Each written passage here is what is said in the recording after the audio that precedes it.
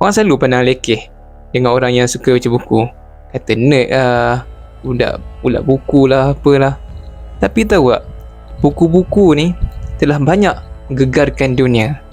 Antaranya buku Origin of Species yang ditulis oleh Charles Darwin, buku Communist Manifesto yang ditulis oleh Karl Marx, dan banyak lagi buku-buku yang telah membentuk satu corak fikir manusia sekarang.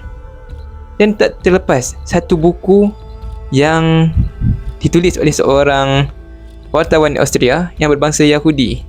Buku tu bertajuk Negara Yahudi, dan dia merupakan seorang Yahudi Zionis pada tahun 1896. Wartawan ni dia tulis buku tu, dan buku tu menjadi viral lah di kalangan orang-orang Yahudi. Dan orang cakap, wish, betul juga kan, kita ni satu bangsa tapi tak ada satu negara pun. Kita ni bersepah-sepah. Sebab orang Yahudi ni daripada dulu memang hidup diorang ni ditindas. Memang hidup orang syadih lah. Lepas tu diorang pun berkumpul, maka tubuhlah satu persatuan, iaitu Persatuan Zionis Sedunia. Bukan PAS Okey, persatuan ni dia memikirkan macam mana diorang nak tubuhkan sebuah negara untuk Yahudi. Dan banyaklah berlaku perjumpaan-perjumpaan, kongres demi kongres, dan kongres pertamanya adalah di Basel, Switzerland pada tahun 1897. Dan apa yang langkah pertama orang Yahudi buat untuk membentuk sebuah negara Yahudi ialah dengan berjumpa dengan Sultan Abdul Hamid kedua, dan dia mintalah satu tanah di Palestin untuk jadikan negara dorang.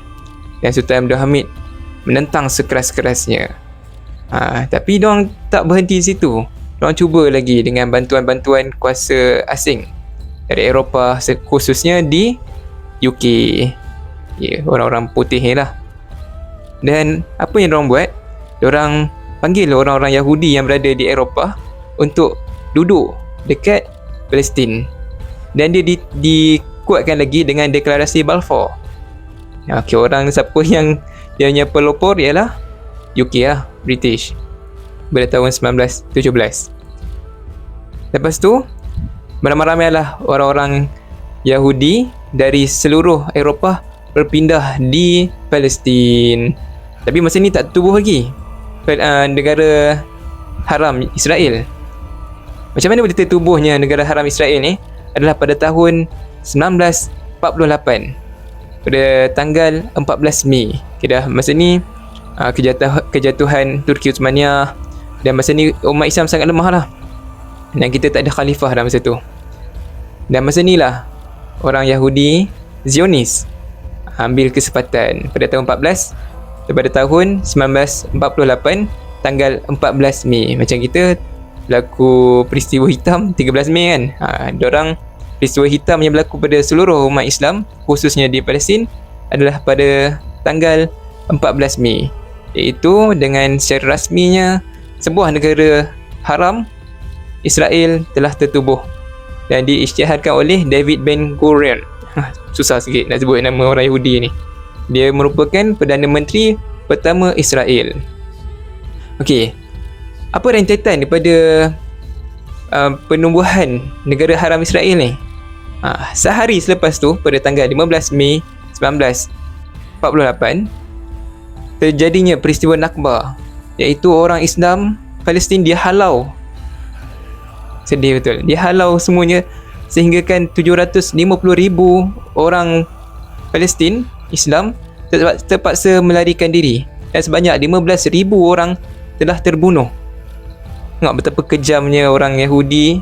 Sedangkan selama ni diorang stay dekat Palestin tu, orang Islam tak kacau pun. Diorang cakap, okay, tak apa, balik lah, kita boleh stay sama-sama kot. Tapi sekali tiba-tiba bila diorang dah umum sebuah negara haram tu, dibantu pula dengan UK, diorang tiba-tiba pijak kepala kita. Ni diorang panggil bantu apa, anjing tersepit. Macam tu lah lebih kurang kita bantu orang Yahudi ni. Kita pula yang kena. Dan sekarang selepas 70 tahun, 7 dekad, orang Islam Palestin bangkit dan cuba melawan sehabis boleh negara haram Israel. Ini adalah salah satu tanda kiamat lah. Orang-orang Israel ni, diorang tahu tak yang diorang akan kalah? Ya, diorang tahu. dalam Al-Quran sendiri Allah berfirman, orang-orang ahli kitab ni dia tahu tentang Islam seperti ibu tahu tentang anak-anak. Contohlah kalau ibu tu dia melahirkan kembar, anak dia A, anak dia yang kedua B, dia dapat tahu walaupun muka sama, tapi dia tahu mana satu anak yang A, mana satu yang B, walaupun dia tukar baju ke apa ke. Kiranya nak menunjukkan ahli kitab, orang Yahudi, orang Nasrani ni tahu tentang Islam lebih lagi seperti mana seorang ibu tahu tentang anak-anak dia tau. Diorang tahu diorang akan kalah, diorang tahu tentang akhir zaman nanti apa yang berlaku, tapi diorang tetap tak nak ikut Islam. Sebab itulah dalam surah Al-Fatihah yang kita baca 17 kali setiap hari tu, ada menyebut tentang ghairil maghdubi alaihim waladdallin. Itu kita tak nak jadi orang yang dimurkai dan juga tak nak jadi orang yang sesat. Siapa orang yang dimurkai tu? Orang Yahudi. Dan siapa orang yang sesat? Orang Nasrani. Semoga kita terhindar daripada dua golongan ni dan kita mendapat golongan yang pertama yang Allah sebut tu, siratal ladzina an'amta alaihim, orang yang diberi nikmat kepada mereka. Sehinggalah mati yang kita nanti dalam keadaan orang yang diberi nikmat, itu dalam keadaan Islam, insya-Allah. Itu saja perkongsian saya untuk video kali ini. Semoga saudara-saudara kita yang mana ditindas diberikan kekuatan iman. Seandainya mereka terbunuh, semoga Allah mengganjarkan mereka dengan ganjaran mati syahid. Seandainya mereka hidup dan mereka berjaya, semoga hidup mereka menjadi satu kehidupan yang mulia. Kita pula sebagai orang Islam, inilah salah satu petanda di mana kita berada di hujung-hujung zaman dah. Apa yang akan jadi? Akan berlakunya perang besar kan? Kita semua tahu. So, prepare yourself. Banyakkan beramal, jangan terlalai dengan dunia. Wabillahi taufiq wal hidayah. Assalamualaikum warahmatullahi wabarakatuh. Ma'assalamah.